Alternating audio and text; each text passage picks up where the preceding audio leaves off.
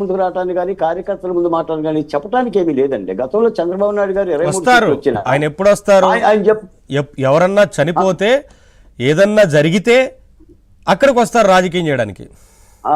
నవీన్ గారు 23 సీట్లు వచ్చిన చంద్రబాబు నాయుడు గారు కూడా గతంలో ఇదిగో నేను పోలవరం 70% కట్టాను, నేను రాష్ట్రానికి రాజధాని లేదు కాబట్టి ఒక రాజధాని కట్టాను, ఒక సచివాలయం పెట్టాను, ఒక అసెంబ్లీ కట్టాను, ఒక హైకోర్టు కట్టాను, ఇదిగోండి ఈ పథకాలు ఇచ్చాను, రుణమాఫీ సగమైన అమలు చేసి చెప్పుకోవటానికి ఉండేది.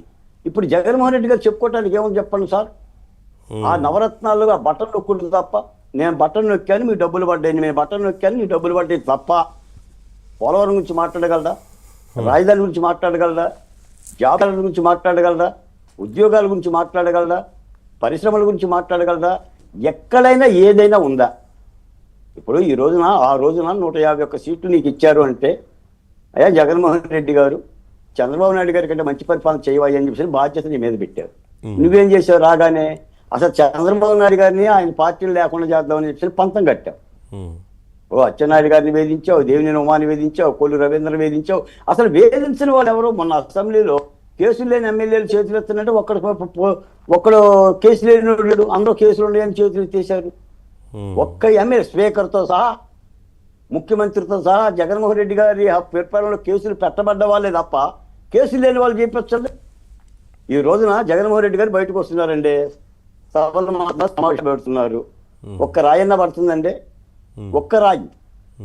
Z+ కేటగిరీ ఉంది కదా, Z+ సెక్యూరిటీ ఉంది కదా, ఎవరో ఒక రాయి ఇట్లేదు కదా. మరి గతంలో చంద్రబాబు నాయుడు గారు అమరావతి చెప్పులు వేశారు కదా, రాళ్ళు వేశారు కదా, ఆయన సెక్యూరిటీ ఆఫీసర్ కూడా తలకి గాయమైంది కదా, నడిపించారు కదా. మళ్ళీ డీజీపీఏ అనుచితంగా మాట్లాడారు ఆ రోజున, భావ ప్రకటన స్వేచ్ఛ అని చెప్పేసి సవాంగ్ గారు మాట్లాడారు కదా. మరి ఈ రోజున జగన్మోహన్ రెడ్డి గారు ఏ కార్యక్రమం చేసినా కూడా ఎక్కడ ఎవరు అటకాయించడం లేదు, చక్కగా వస్తున్నాడు, మైకుల ముందుకు వస్తున్నాడు. నేను మళ్ళీ అధికారంలో 2.2 అమలు చేస్తాను, మీ తాళ చేస్తా, మీ తోలు చేస్తా, వేలాడ చేస్తా, ఇవే చెప్తున్నారు. ఆయన మళ్ళీ మంచి చేస్తా అని చెప్పట్లేదు సార్, మళ్ళీ మంచి చేస్తాను అధికారంలోకి వస్తే ఇట్లాంటివి చెప్పట్లేదు, మళ్ళీ కక్ష సాధింపు గురించే మాట్లాడుతున్నారు. మంచి నీకు మాట చెప్తాను సార్, నేను ఎప్పుడు కూడా 2014 నుంచి జగన్మోహన్ రెడ్డి గారి నోటి నుంచి 2 పదాలు వినేవాడిని. ఒకటి విలువలు, 2 విశ్వసనీయత. ఈ 2 ఆయన దేహాన్ని పడదండి. విలువలంటే జగన్మోహన్ రెడ్డి గారికి తెలియదు, విశ్వసనీయత అంటే జగన్మోహన్ రెడ్డి గారికి తెలియదు.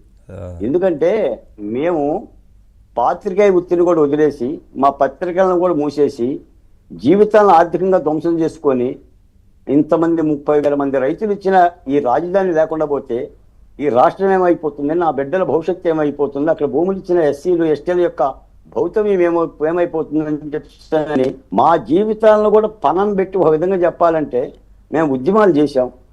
ఆ రాజధాని కాపాడబడింది. ఇప్పుడు ఎంతో కొంత కూటమి ప్రభుత్వం యొక్క కృషితో ఆ రాజధాని నిలబడగలుగుతుంది, మాకు రాజధాని ఉందని చెప్పగలుగుతున్నాం.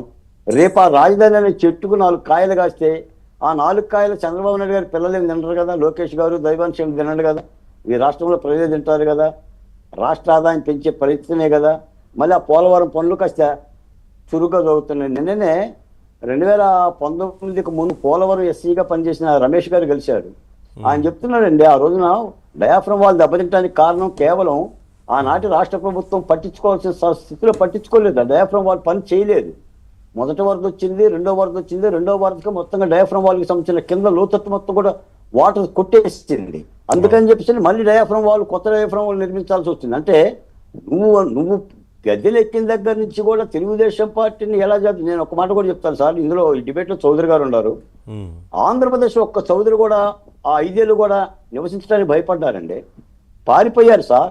మీకు హైదరాబాద్లో చిత్తూరు జిల్లా నుంచి చాలా మంది చౌదరీస్ బిడ్డలో అక్కడ నేను కనిపించినప్పుడు నా దగ్గరకు వచ్చి, అన్నా మీరు ఎలా అయినా సరే ఇంత పోరాటం చేసిన జగన్మోహన్ రెడ్డి గారి పరిపాలన నుంచి మీరు దించాలి, లేకపోతే మా తల్లిదండ్రులను చూసుకునే పరిస్థితి మాకు లేదని చెప్పేసానని నాతో మాట్లాడిన సందర్భాలు ఉన్నాయండి.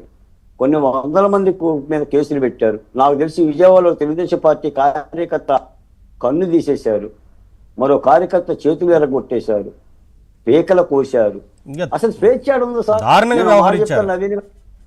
5 ఏళ్ళు ఆంధ్రప్రదేశ్లో బయటకు వచ్చి మాట్లాడే స్వేచ్ఛ ఉందండి. ఈ రోజున రోజా గారు మాట్లాడుతున్నారు, కాకాని గారు మాట్లాడుతున్నారు, అమ్మటి రాంబాబు గారు రోజు మాట్లాడుతున్నారు. రోజు మాట్లాడిన ఆయన ఏం అంటలేదు కదా. పేర్ని నాని గారు 7,000 బస్తాలు బియ్యం అమ్ముకున్న కూడా మాట్లాడుతున్నారు. ఆయన కూడా రోమాలు పీకలేరు అంటున్నారు. ఆయన చేతి మీద ఉన్న రోమాలు పీకలేరని ఆయన మాట్లాడుతున్నాడు. అంటే గతంలో ఆ పరిస్థితే లేదు కదా, మీరు ఎవరిని మాట్లాడనిచ్చేవాళ్ళు కాదు కదా. కాబట్టి మనం ఏమంటుంటే ప్రజాక్షేత్రంలో ఇది ఒక్క జగన్మోహన్ రెడ్డి గారికి వర్తించే సూత్రం కూడా కాదండి. ఎక్కువ మాట కూడా చెప్తున్నా, ఏ పరిపాలకుడైనా సర్రవేగి ఇక వాడే తిమ్మి వాడే దీవించుకున్నట్టుగా నా అంతటా వాడు లేడని చెప్పని భుజాలు ఎగరేస్తే, తలబిరుసుగా వ్యవహరిస్తే, ఔరంగజేబులాగా పరిపాలిస్తే, లేదా తొగ్గులెక్కలాగా పరిపాలిద్దామని అనుకుంటే జరిగే పరాభవం ఇది. This is the Jaganmohan Reddy the case dairy. ప్రజాస్వామ్యంలో పాలనకు వచ్చే వాళ్ళు జగన్మోహన్ రెడ్డి గారి కేసు డైరీని చదవాలి. చదివితే పరిపాలకుడు ఎలా ఉండాలో అర్థమవుతుంది. పరిపాలకులకి ఎలా చేయకూడదో కూడా తెలుస్తుంది, ఎలా చేయకూడదో తెలుస్తుంది, ప్రజల పట్ల ఎంత వినమ్రంగా ఎలా బుద్ధిపూర్వకంగా చేతులు కట్టుకొని పరిపాలించాలో అర్థమవుతుంది అనేది తెలుసుకోవాల్సిన అవసరం ఉంది. శరత్ గారు,